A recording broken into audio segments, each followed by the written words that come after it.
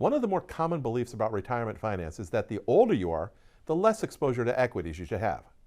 In other words, with each passing year in retirement, you should cut back on the percentage of stocks in your portfolio. But I've got to say, I think that's the wrong approach.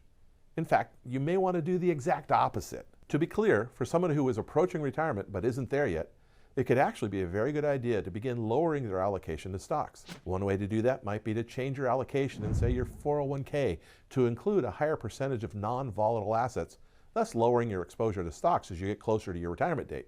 Now, by doing that, if the market happens to have a bad sequence of returns just as you start your retirement, you're potentially more protected on the downside. But once you do retire and you start withdrawing money from your portfolio, it's at that point where the own fewer stock idea needs to change. Once you begin your distribution phase, retirement research suggests that you actually may be better off with an increasing exposure to stocks, what they call a rising equity glide path. Now, according to Michael Kitces, the sweet spot to increase the probability of retirement success and minimize the probability of failure seems to be 30% equities at the beginning of retirement, then drifting up to as high as 70% as you get older. One way to do this is spend down the non-volatile assets in your portfolio first, where you try to use cash reserves or bonds or bond equivalents to cover your spending needs for the first 10, 12, or even 15 years of retirement. By doing it this way and leaving the stocks alone for that period of time, the percentage of equities you own goes up by default. We call this a bucket strategy, where the goal is to take advantage of the long-term potential of stocks while taking a steady, predictable income from non-volatile asset sources.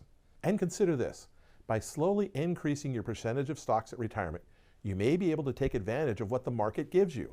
Remember, outcomes for a retirement that lasts 30 years are driven heavily by the results you get over the first 10 to 15 years. So if those first years are positive for the markets, your equities will have grown, potentially giving you enough money to get through the next 15 years. But if the first 15 years are negative, a rising exposure to equities is similar to systematically dollar cost averaging into the market, which may put you at a nice advantage for the potential recovery during the next 15 years.